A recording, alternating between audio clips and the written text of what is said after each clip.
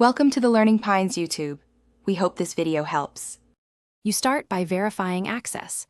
Sign into your Google account, enable the Gemini Retro API, and confirm billing is active. This prevents mid-task failures. Once done, set up a local environment, install Python 3.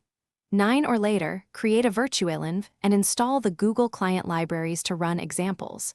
Make sure you collect your prompt templates, example inputs, and the intended context window size so you can iterate quickly when you begin sending requests.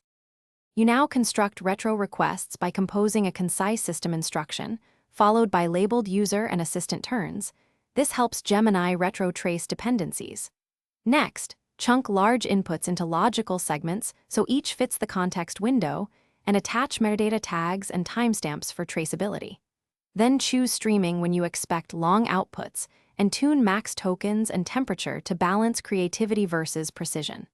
As you send, monitor latency and partial responses so you can adjust chunking or token limits in real time.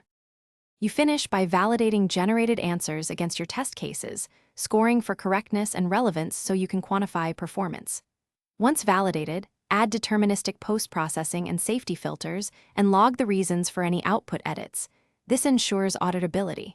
If you hit issues, inspect request and server logs, reduce context size, or rerun with a clearer, more constrained prompt.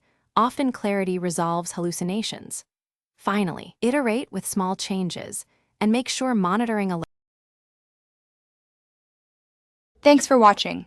Consider subscribing if we helped you.